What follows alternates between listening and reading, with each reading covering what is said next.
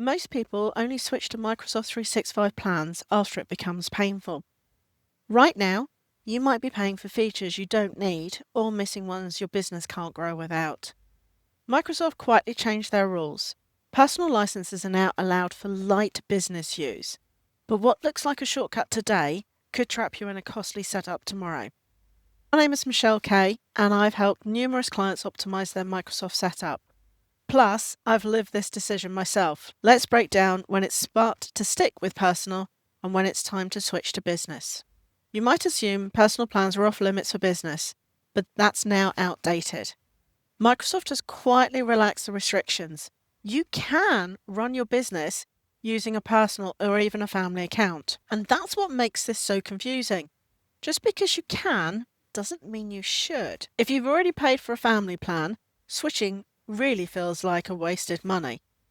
But if you want your business to grow, and don't we all, the longer you wait to switch to a business plan, the more work and hassle it will be to migrate everything under business pressure. So for most clients, if you have a business, the answer is get a business plan.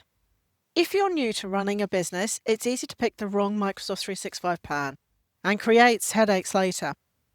This quick guide shows you the safe choice for new founders. Click the link below to get a copy of the 5-minute Microsoft 365 decision guide for new business owners. But let's talk about why that's so very important. We all know you get one chance to make a first impression, and most small businesses blow it at the inbox. A gmail.com or even outlook.com address says freelancer, not business. Business plans let you use a custom domain, basically you at yourcompany.com or .co.uk, which builds trust instantly. I had one client who was getting 0 replies to outreach. But once they switched to look more professional, they landed a paying client within a week. Using a personal email address means clients may hesitate or even assume that you're a scammer. This also means that if you stick with personal now, then switch in the future, you're going to have to re-educate every client and contact to use your new business address rather than the one they've been using before.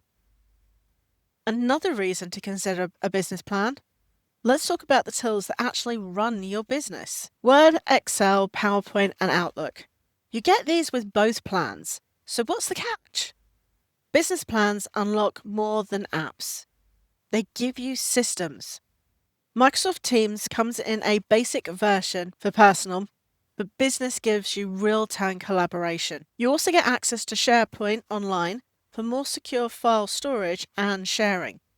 Microsoft Bookings for professional appointments and more advanced admin tools. If you wait longer to upgrade, you'll spend time re-uploading, reorganizing, and relearning everything. By the way, this isn't just theory. I made the mistake myself. I'll be honest, I started with the cheapest path, my existing Microsoft Family license. I had the desktop apps, I had Teams, I thought I was good.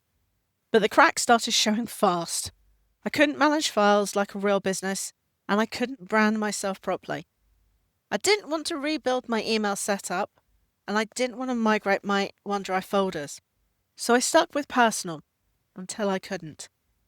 Switching later cost me time, lost files, and frustrated clients. Not fun at all.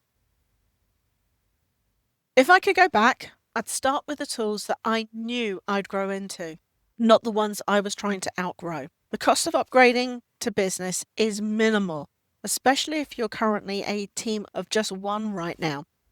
The cost of switching later? Honestly, that's measured in hours, headaches, and of course missed opportunities. So how do you make the choice? You can stick with personal, for the time being at least, if you're truly solo and there are no plans to expand. You don't need a professional email address. You're happy with your at Outlook or at hotmail.com.